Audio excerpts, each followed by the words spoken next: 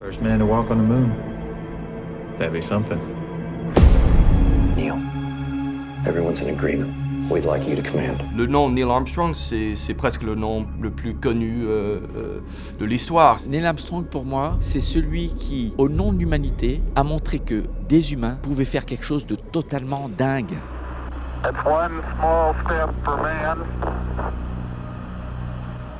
one giant leap for mankind. C'est un instant un peu fondateur pour la conquête spatiale, c'est certain, mais ce qui est marrant, c'est que nous, on est la première génération d'astronautes qui n'était pas née à ce moment-là. Et ça, c'était jamais arrivé avant. Moi, avec ma promotion en 2009, ma classe, on va dire, on n'a pas connu ça. Now, we know that it happens, so you know that when you're watching it, you know that it's possible. But to have seen it in the time, not believing it was possible, and then to have that happening, I mean, I can't imagine what that was. Oh, geez, that's great. Is the lighting halfway decent? Moi, j'avais 11 ans, j'étais gamin lors du premier alunissage et je ne voyais pas du tout l'histoire de la compétition américain-russe. Et j'avais 15 ans et je l'ai vu en direct. C'est-à-dire que j'avais la chance de pouvoir voir deux hommes marcher sur la Lune et en même temps regarder la Lune et me dire Il y a des humains qui sont allés là-haut. J'avais l'impression que c'était facile, que c'était sans faille, que c'était propre et tout ça. Alors que, bien sûr, la réalité est beaucoup plus complexe. Our mission is so difficult, requiring so many technological developments. We're going to have to start from scratch. on comprend avec les péripéties d'Armstrong tout le cheminement qu'il faut faire pour ça. C'était un objectif décidé en 61, on doit aller sur la Lune avant la fin de la décennie pour battre les soviétiques. I believe that this nation should commit itself to achieving the goal before this decade is out of landing a man on the moon and returning him safely to the Earth. C'est vraiment un président qui veut et une mobilisation générale. Tous les Américains travaillaient pour aller sur la Lune. Imaginez à la fin de votre feuille d'impôt qu'on vous propose 10% de plus pour le programme spatial pour aller sur la Lune. Eh ben, les Américains, ils payaient parce qu'ils étaient contents. Fallait montrer aux Russes que quand même, mince. Et donc, il faut tout apprendre. On ne savait pas faire des rendez-vous dans l'espace, on ne savait pas sortir dans l'espace, on ne savait pas... Quelques années avant Apollo 11, on pensait qu'il y avait un mètre de poussière sur la Lune, que le LEM allait s'enfoncer. Ils acceptaient le risque donc ça faisait partie de leur boulot. Aujourd'hui, on estime à 1% de risque de mourir dans une mission spatiale. L'avion, c'est 1 sur 10 millions. Mais à l'époque, on estime à la louche, de ce que j'ai lu et de ce que j'ai pu discuter avec les gens de l'époque, à un risque sur 2. Tout était prévu à tel point que le président Nixon avait fait écrire un discours pour, au cas où le moteur du LEM ne reparte pas, il reste sur la Lune. Donc il y avait un discours qui disait, bon, maintenant on regardera la Lune autrement, pensant à ces deux hommes qui sont restés là-bas. Mais ils y croyaient. Armstrong ne se posait pas la question. De toute façon, on va réussir. Vous savez, le métier d'astronaute, à 100%, c'est opérateur de machines complexes en environnement extrême. Les machines complexes, ça peut être le vaisseau, le scaphandre qui est un mini-vaisseau spatial à lui tout seul. C'est pas juste une enveloppe étanche, c'est un vaisseau spatial qui a la forme d'un corps humain. Et en environnement extrême, ça veut dire qu'on n'a pas droit à l'erreur. Et comme c'est complexe, il y a forcément, de temps en temps, des pannes ou des choses qui ne se passent pas comme prévu. Et notre entraînement consiste à apprendre comment fonctionnent les machines dont on a la charge, comment les utiliser, ce qui n'est pas la même chose. Par exemple, vous pouvez savoir conduire une voiture sans savoir comment ça marche, ou savoir comment marche une voiture sans savoir conduire. Donc c'est deux choses séparées.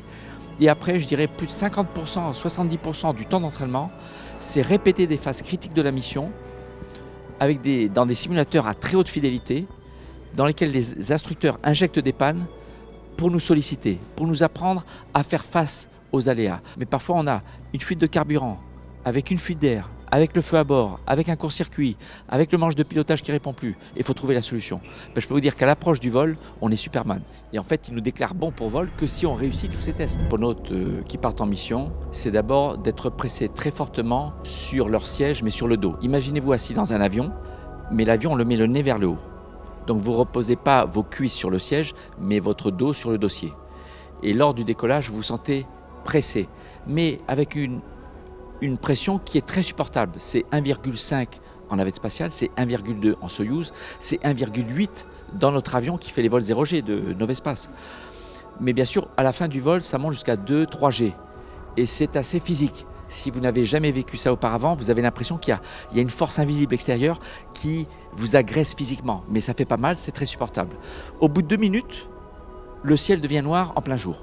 Si un jour vous voyez le ciel noir et que dans le champ de vue il y a le soleil, c'est que vous êtes au-dessus de l'atmosphère, vous êtes dans l'espace. Au bout de 8 ou 9 minutes, c'est tout. On atteint la vitesse horizontale de 28 000 km/h. Nous sommes en apesanteur pour toujours. Et c'est fantastique, c'est très ludique. On ne sent plus son poids, vous oubliez que vous avez un corps.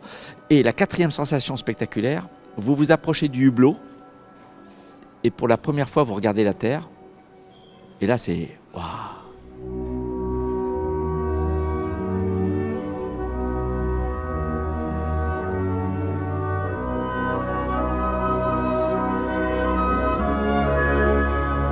Ce spectacle de la Terre, comme jamais on a pu l'imaginer, même en regardant des photos.